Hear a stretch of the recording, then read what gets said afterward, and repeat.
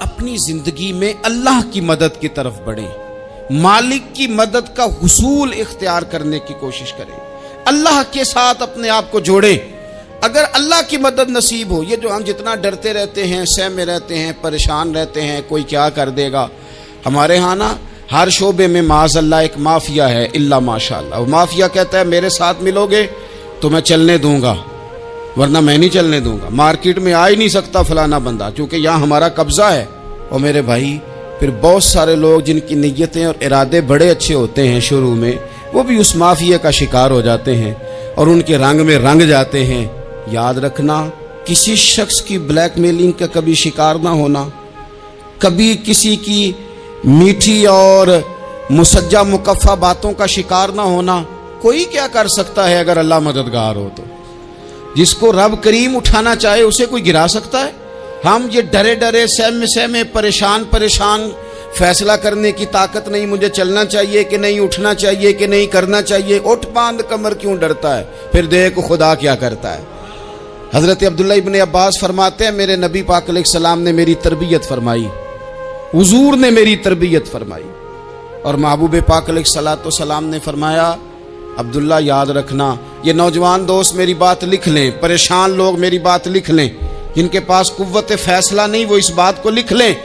حضرت عبداللہ ابن عباس فرماتے ہیں میرے نبی پاک علیہ السلام نے مجھ سے فرمایا تھا عبداللہ سن، اگر ساری دنیا مل کے تیرا کوئی نفع کرنا چاہے کر نہیں سکتی جب تک میرے رب کی رضا نہ ہو، اور فرمایا ساری دنیا مل کے تیرا کچھ بگاڑنا چاہے تو عبداللہ بگاڑ نہیں سکتی جب تک رب کریم کی حکمت کا تقاضا نہ ہو۔ لوگوں سے ڈرنا، لوگوں کی طرف دیکھنا، ماحول دیکھ کے اپنے راہ کا تعین کرنا، ہر بندے کے خیالات کے مطابق ڈھلنے کی کوشش کرنا، فلانا نہ ناراض ہو جائے، فلانا نہ ناراض ہو جائے، وہ جس نے ہونا ہو جائے، بس رب رسول ناراض نہ ہو۔ اپنی زندگی میں اپنے مالک کو مولا جان کے، بل اللہ مولاکم، اللہ تمہارا مولا ہے، وَهُوَ خَيْرُ النَّاصِرِينَ، وہ بہترین مددگار ہے۔ توجہ جب بھی کریں رب کی جانب کریں، اپنے دل کا قبلہ درست رکھیں، سوچوں کے زاویے سیدھے رکھیں۔ میرے بھائی مالک جب بندوبست کر دے نا، جب مالک بندوبست کر دے پھر ایسا بندوبست کرتا ہے کہ لوگوں کے پاس نا چارہ نہیں رہتا۔ حضرت مریم رضی اللہ تعالی عنہا پاک باز تھی، مسجد میں رہی تھی، پر مالک کی حکمت کے تقاضے بڑے عجیب ہے نا۔ پھر جناب مریم کو اللہ تعالیٰ نے بغیر شوہر کے اولاد عطا کر دی۔ یہ بات ہی ایسی تھی، وہ کسی نے کہا تھا کہ مخلوق تو فنکار ہے اس درجہ کے پل بھر میں سنگے در کعبہ سے بھی اصنام تراشے، تم کون ہو کیا چیز ہے داغ کبابی، لوگوں نے تو مریم پہ بھی الزام تراشے۔ تو لوگوں نے کہا کدھر سے لے آئی بچہ، تیرا باپ تو ایسا نہیں تھا، کہاں سے لے آئی؟ اللہ کرے میں آپ کو سمجھا سکوں، ذرا اپنے آپ کو وہاں کھڑا کریں کہ ایک پاک باز عورت، پاک باپ کی بیٹی، طیب ماں کی بیٹی، اور اللہ کے گھر میں پرورش پانے والی خاتون، ایک وہ وقت اور ایک یہ وقت کہ اس عورت کو کٹہرے میں کھڑا کر کے پوچھا جا رہا ہے کہ معاذ اللہ تیری گود میں بچہ جائز نہیں ہے، کہاں سے لائی ہے؟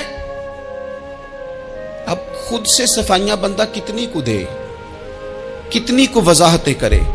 اور میں نے تو اپنی زندگی میں دیکھا ہے زیادہ وضاحت دینے والے کو بھی لوگ جھوٹا سمجھنے لگ جاتے ہیں، زیادہ وضاحت دینے پر بھی لوگ کمزوری کا اظہار سمجھتے ہیں کہ کمزور پڑ گیا۔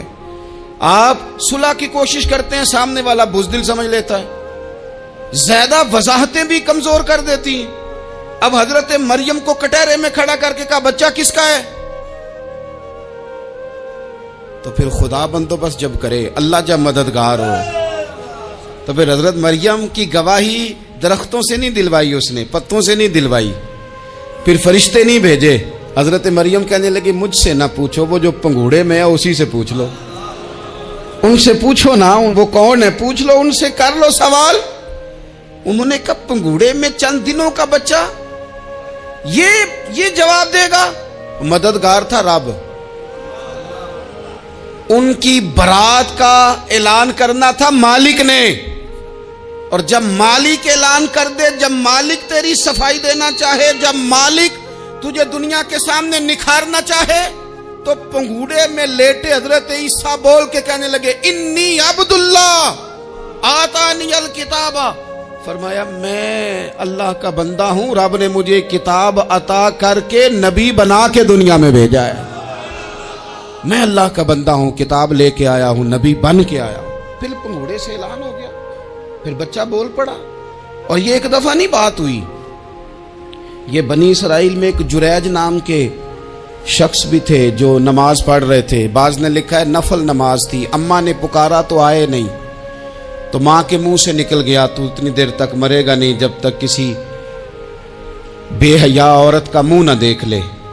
تو وہ عبادت گزار تھے، لیکن لوگوں نے ان کی عبادت، ریاضت، پرہیزگاری کو نہیں دیکھا، بس ایک عورت کو بھیج کے الزام لگوا دیا۔ وہ عورت آیا جایا کرتی تھی، اب آ جاتی ہیں عورتیں، مسئلہ پوچھنے کی نیت سے بھی آ جاتی ہیں۔ ماحول میں کچھ جگہ ایسی بھی ہیں جہاں عورتیں دم کرانے کے بہانے آ جاتی ہیں۔ وہ خاتون آتی جاتی تھی اس خانقاہ پہ، آستانے پہ، یہ بخاری میں موجود ہے۔ پھر اس نے کہا میری گود میں جو بچہ ہے یہ انہی کا ہے۔ مجھے بتائیں کیسے بندہ وضاحت دے؟ حالات خراب ہو گئے، لوگ کٹیا جلانے لگے، ماحول اور طرح کا بن گیا۔ میرے نبی پاک علیہ الصلوۃ والسلام فرماتے ہیں پھر اس رب کے بندے نے کہا مالک تو کریم ہے، تیری مشیت کا تقاضا آیا جو میری ماں نے جملے بولے تھے، پر اب میں وضاحت دینے کے قابل نہیں رہا، اب تو ہی کرم کرے گا تو دروازہ کھلے گا۔ تو وہ چند دنوں کا بچہ پنگوڑے میں بول کے کہنے لگا میں اس درویش کا نہیں، میں تو فلانے چرواہے کا بچہ ہوں، وہ جو بکریاں چراتا ہے۔ رب کی مدد کو پکاریں، اپنے ساتھ اپنے مالک کی مدد کو شامل کریں، تھوڑے رزق پر بھی گزارا اچھا ہونے لگ جائے گا۔ سارے لوگ آپ کو گرانے کی تدبیریں کر رہے ہوں گے اور مالک آپ کو عزتیں عطا فرما دے گا، اس کی بارگاہ سے حکمت کا تقاضا اور ہو جائے گا۔ ہم نے ساری زندگی لوگوں کو راضی کرنے میں گزار دی، ساری زندگی بڑھاپا آ گیا بچوں کو پالتے، اور بچوں نے آخری عمر میں کہہ دیا ابا اگر کوئی ڈھب کا کام کر لیتے تو آج ہمارے دن بھی پھر نہ جاتے۔ ساری زندگی گزار دی بہن بھائیوں کو راضی کرنے میں، ساری زندگی گزار دی ذمہ داریاں اٹھانے میں، ان کو 99 دفعہ دیا، ایک دفعہ نہیں دیا تو انہوں نے کہہ دیا تو نے تو کبھی دیا ہی نہیں، تو تھا ہی نہیں۔ ساری زندگی محلے داروں، علاقے والوں کو راضی کرنے میں گزار دی۔ اور میں نے ایسے لوگ بھی دیکھے دین کے لیے وقت گزارا، لیکن جب بڑھاپے میں دانت کام نہ کرتے تھے تو وقت کے مفتیوں کو بھی مسجدوں کی کمیٹیوں نے کہہ دیا اب آپ کی سمجھ نہیں آتی، ہم نے خطیب کو یور رکھنا ہے، نہ دیکھو دنیا کی طرف، دنیا رلا دیتی ہے، نہ راضی کرو بندوں کو، بندے تھکا دیتے ہیں، نہ پیچھے بھاگو ہر وقت دنیا داروں کے، یہ انسان کو کمزور کر دیتے ہیں۔ وہ تو کریم ہی بڑا ہے، 2 آنسو زمین پر بعد میں گرتے ہیں، بندے کے گناہ سارے پہلے معاف فرما دیتا ہے۔ اللہ کی مدد کا حصول، اپنے مالک کی مدد کی طرف بڑھنا، آپ کو بدر کی جنگ بھی یہی درس دے گی، آپ کو احد کا میدان بھی یہی سبق دے گا، فتح مکہ بھی یہی سبق دے گا۔ میرے دوستو جب رب مدد فرمائے، جب اللہ مددگار بنے، دوستوں سے ایک بات اکثر کرتا ہوں، میں کہتا ہوں کہ جتنے درد سے آپ امیر کو اپنی کہانی سناتے ہیں نا، اور جس طرح آپ کے آنسو بات کرنے سے پہلے گر جاتے ہیں کہ غریب ہیں، بچیاں ہیں، کاروبار نہیں، او میرے سنگیو، اس سے آدھے آنسو اپنے رب کی بارگاہ میں بکھیرو، اس کے حضور عرض گزار ہو جاؤ، اس سے طلب کرو۔ ایک وقت انسان پر زندگی میں ایسا آتا ہے کہ اسے یوں محسوس ہوتا ہے کہ میرا سایہ بھی ذرا سا پیچھے ہٹ گیا ہے، اسے یوں لگتا ہے کہ میں کسی سہارے پہ ہاتھ ڈالتا ہوں تو وہ بھاگ جاتا ہے مجھ سے، لیکن مالک کی بارگاہ ایسی عظیم بارگاہ ہے، رب رسول کے آستانے اتنے بڑے ہیں کہ آپ جب وہاں کشکول طلب دراز کرتے ہیں تو جھولی پھیلانے میں دیر لگتی ہے، ان کو بھرنے میں تو کوئی دیر نہیں لگتی۔ ہم نے اپنا سوچ کا قبلہ ہی دنیا کو بنا لیا ہے۔ یہ جو اللہ والوں کی مدد ہے یہ تو ہے نہیں، اللہ ہی کی مدد ہے، لیکن یہ جو سیٹھوں کی طرف توجہ کرنا، نوابوں کی طرف توجہ کرنا، دنیا داروں کی طرف توجہ کرنا، اور اپنا مزاج اس طرح کا بنا لینا، یارو गर्दन को झुका देता है खैरात का पत्थर, जहां में मांगने वालों के सर कभी ऊंचे नहीं होते। और इकबाल कहते हैं गैरत है बड़ी चीज जहाने तगो दो में, पहनाती है ये फक्र को ताजे सरदारा। मैं अर्ज करूंगा कि अपनी आप जब तवज्जो का किबला अल्लाह रसूल को बनाएंगे तो रब फरमाते वयरज़ुक़हु मिन हैसु ला यहतसिब, मैं ना तुझे वहां से रिस्क दूंगा जहां से कभी तेरा गुमान भी नहीं गया होगा। यहां से भी मिल सकता है, तूने सोचा भी नहीं होगा। बुखारी शरीफ में हदीस है, हज़रत जाबिर इब्न अब्दुल्लाह फरमाते हैं नबी पाक सल्लल्लाहु अलैहि वसल्लम ने ना 300 लोगों का एक लश्कर रवाना किया किसी मुहिम के लिए, किसी जिहाद के लिए। हज़रत अबू उबैदा बिन जर्राह रदी अल्लाह ताला अन्हु अमीर लश्कर थे। फरमाते गुर्बत इतनी ज़्यादा थी, भूख इतनी ज़्यादा थी कि एक एक खजूर दिन में एक वक्त खाने को मिलती थी, और एक कुछ दिन ऐसे आए कि अब खजूर भी नहीं मिल रही। फरमाते इतनी ज़्यादा भूख लगी मुजाहिदीन को, 300 बंदा पत्ते खा के गुजारा होने लग गया। ये बुखारी में मौजूद है। आप फरमाते हैं कि दरिया के किनारे हमारा पड़ाव था, ठहराव था। जब भूख से निढाल हो गए ना, वयरज़ुक़हु मिन हैसु ला यहतसिब, अल्लाह वहां से रोजी देता है, गुमान भी नहीं होता। फरमाते हैं एक मछली अल्लाह ताला ने दरिया के किनारे भेजी। फरमाते हैं वो थी तो मछली पर पहाड़ जितनी थी। बुखारी में लफ्ज हैं, हजरत जाबिर इब्न अब्दुल्लाह रदी अल्लाह ताला अन्हु फरमाते हैं 300 आदमी 18 दिन तक उस मछली को खाते रहे, मछली खत्म ही नहीं हुई। मछलियां नहीं, मछली। कहते हैं 18 दिन 300 बंदा खाता रहा, मछली खत्म ही नहीं हुई। और फरमाते हैं कि उसकी हड्डी निकाल के, कांटा कहेंगे आप अपनी जुबान में, कहते हैं वो निकाल के ना तो उसको खड़ा किया ना जब, तो ऊंट कजावे समेत उसके बीच से गुजर जाता था। 2 उसके कांटे जोड़े। फरमाते हैं वो उसका गोश्त हम खाते थे और उसकी चर्बी बतौर तेल के हम जिस्मों पे मलते थे, बीमारों को उससे सुकून आता था, तंदुरुस्ती शिफा होती थी। फरमाते हैं हम खाया भी हमने, और कुछ लेके हम मदीने भी गए, और कुर्बान जाए नबी पाक ने भी उसमें से खाया। हमने अर्ज की हुजूर ये मुअम्मा क्या है, ये माजरा क्या है? तो महबूब ने फरमाया तुम्हारे पास ग़िज़ा नहीं थी, रब ने तुम्हारे लिए बंदोबस्त किया है, अल्लाह ने तुम्हें दिया है। मकान शुरू कर लिया, एक साहब ने वो मकान बनाने लगे, आप वो हिसाब लगा रहे हैं। कहते हैं मेरे पास इतने पैसे हैं, इतने मैंने फलाने दोस्त से कहना है उसने दे देने, इतने फलाने रिश्तेदार से कहना है उसने दे देने, इतने फलाने से कहना है उसने दे देने। ये सारी कापी बना के मकान शुरू कर लिया। जो रोज़ कहता था ना कोई हुक्म हो जाते दसी, सबसे पहले उसको कहा मियाँ पैसे चाहिए। वो कहता हो कल ही मुंडा टोरिया, कदे तू परसों 10 दाते लब जाने सन। मैं आपको अपने तजर्बे की बात बता रहा हूँ। जिन लोगों का ख्याल होता है ना कि आप स्टार्ट करें फलाना काम, हम आपके साथ हैं, अल्लाह का ही कोई निज़ाम है, वो बिल्कुल भी नहीं साथ होते। लेकिन ऐसा नहीं है कि कोई साथ नहीं होता, अल्लाह ताला बड़े असबाब पैदा करता है, वहां से देता है जहां से गुमान भी। हमारा ये ज़हन बन जाता है, हम सारी अपने हिसाब से चलते, इतने रिश्तेदारों से, इतने, कौन आपके साथ चलेगा? सवाल ही नहीं पैदा होता। ये सारे काम छोड़ के सबसे पहले 2 रखते पढ़ो, अपने रब की बारगाह में, रसूल कायनात की बारगाह में गुजारिशात और इस्तिगासे पेश करो, वहां से खैर तलब करो। दुनियादार क्या देंगे, क्या दे सकते हैं, क्या हैसियत होती है किसी? अल्लाह कहता है वहां से दूंगा। तो जो अल्लाह माल दे वो लेना चाहिए कि रिश्तेदारों का माल देखना चाहिए? जो अल्लाह दे वो लेना चाहिए कि सेठों नवाबों की जेबें देखनी चाहिए? जो अल्लाह दे वो कबूल करना चाहिए या देखना चाहिए कौन सा आदमी कहां पहुंच गया? छोड़ो, अपनी मट्टी पे चलने का सलीका सीखो। किसी के संग मरमर पे चलोगे तो फिसल जाओगे, फिसल जा। इस पर एक और बात अर्ज कर दूं, सही बुखारी से, मुस्लिम से एक और बात। कुछ चीजें ऐसी हैं जिनसे अल्लाह की मदद आती है, मदद मिलती है। एक चीज उनमें से ऐसी है जिससे बहुत मदद नाज़िल होती है, वो है कि जब रब आपको देना तो फिर आप भी उसके रास्ते में दें, फिर मदद आती है, फिर और आता है। बुखारी मुस्लिम में हदीस है, ये ज्यादा ही तवज्जो तलब अमर है, इस पर आप गौर करेंगे। हजरत अबू हुरैरा फरमाते हैं कि नबी पाक अलैहिस्सलाम ने फरमाया, एक शख्स ने बादलों के अंदर से आवाज सुनी कि फलां आदमी का खेत और बाग खुश्क हो गया है, वहां बरसो और उसके खेत को सैराब करो। وہ بڑا حیران ہوا کہ بادل سے آواز آ رہی. پھر اس نے دیکھا کہ ایک پہاڑی پر بارش ہوئی, وہ بادل وہاں برسا, پھر نالیوں سے ہوتا ہوا پانی ایک طرف چلا. تو جس نے آواز سنی تھی, حضور بیان کر رہے ہیں, وہ بھی پیچھے پیچھے چلا کہ پانی کدھر جا رہا ہے. اس نے جا کے دیکھا کہ ایک مقام پہ ایک باغ کو وہ پانی لگ رہا ہے اور ایک آدمی وہ پانی لگا رہا ہے.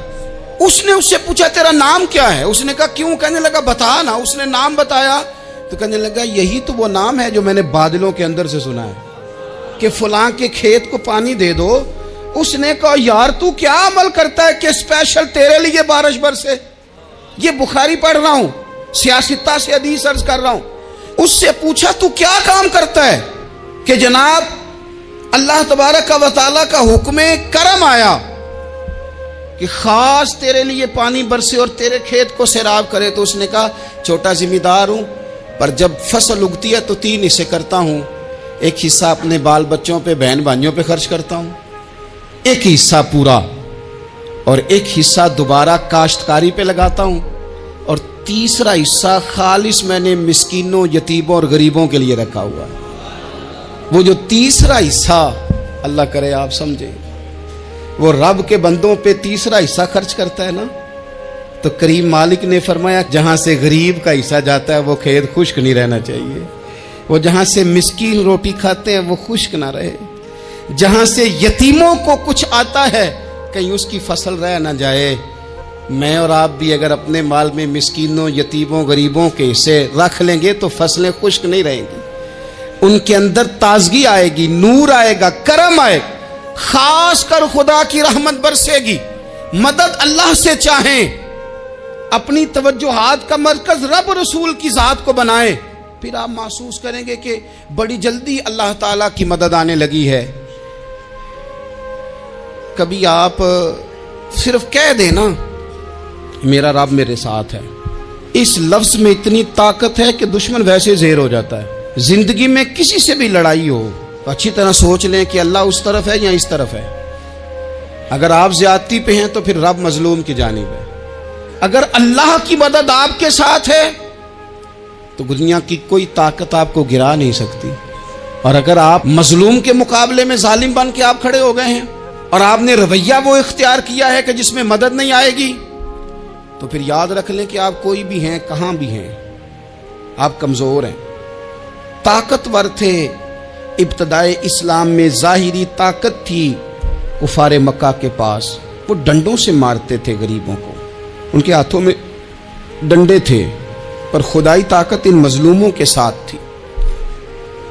صاحب زرقانی نے لکھا ہے, حضرت زنیرہ رضی اللہ تعالی عنہ ایک لونڈی ہے, غریب ہے, ماڑے دا کی کام محمد نس جانا یا رونا.